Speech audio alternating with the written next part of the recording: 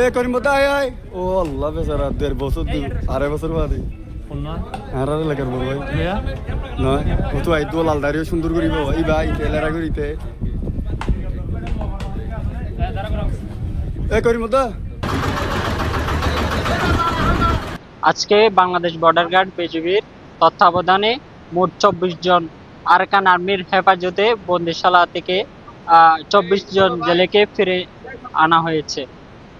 বর্তমানে তাদেরকে Teknaf transit guard যে জেডি গার্ড রয়েছে সেখানে রাখা হয়েছে এবং বিজিবির মাধ্যমে তাদেরকে দুপুরের আহার দেওয়া হয়েছে। পরবর্তীতে তাদেরকে তাদের যারা স্বজন রয়েছে তাদের মাধ্যমে হস্তান্তর করবে বলে জানিয়েছে বিজিবি। মায়ানমার হতে আরাকান আর্মির হাতে আটককৃত 24 জন জেলেকে বাংলাদেশে ফেরত আনা হয়েছে। বিগত 2025 সাল হতে 2026 সালের বিভিন্ন সময়ে বঙ্গোপসাগরে মাছ শিকারের উদ্দেশ্যে গমনকৃত বেশ কিছু বাংলাদেশি জেলে অনিচ্ছাকৃতভাবে বাংলাদেশের জলসীমা অতিক্রম করে মায়ানমারের জলসীমায় প্রবেশ করলে তাদেরকে মায়ানমারের আরাকান আর্মি আটক করে নিয়ে যায়। পরবর্তীতে আটককৃত জেলেদের মায়ানমারের অভ্যন্তরে সংশ্লিষ্ট সংগঠনের নিয়ন্ত্রিত স্থানে অথবা জেলখানায় সাজা দিয়ে আটক অবস্থায় রাখা হয়। মানবিক দৃষ্টিকোণ থেকে আটক জেলেদের প্রত্যাবর্তন একটি ইতিবাচক অগ্রগতি হিসেবে বিবেচিত হচ্ছে। অবশিষ্ট আটক জেলেদের নিরাপদ প্রত্যাবর্তনের লক্ষ্যে বিজিবির প্রচেষ্টা অব্যাহত রয়েছে। আমরা বিভিন্ন টেকনাফের বিভিন্ন যে মৎস্য আহরণের যে পয়েন্টগুলো রয়েছে শাহপুরদ্বীপ, নয়াপাড়া এবং টেকনাফ, জাদিমুরাল লেদা বিভিন্ন পয়েন্ট থেকে নানান সময়ে আরাকান আর্মির হাতে বাংলাদেশি এবং রোহিঙ্গা জেলেরা আটক হওয়ার আমরা খবর পেয়েছি।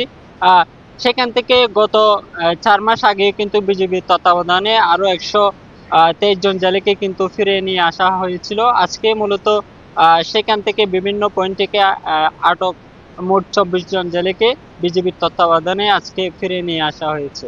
এই তারা ধ্যান বোর্ড আছে, স্টিপ বোর্ড 14 জন মিলিটারি বোর্ড না থাকা এই আরাকান দেশের পুলিশ তা আর কি যে স্যারেটা গিরি হইলে গিরি বানা আর তো জাল টাইনা ন জিন্দিরে দেখা যায় বর্মায় দেখা যায় কি বাংলাদেশ বর্মা মাঝখানে সীমান্ত তুলে যায় হলে আরারে মারধর করে হলে মানে অপহরণ বেশি অপহরণ করছে আরারে আর তারা হানা মতো ঠিক মতো হানাফানি নদা আরারে ঠিক মতো হানাফানি নদী বিহি নির্যাতিত করছে।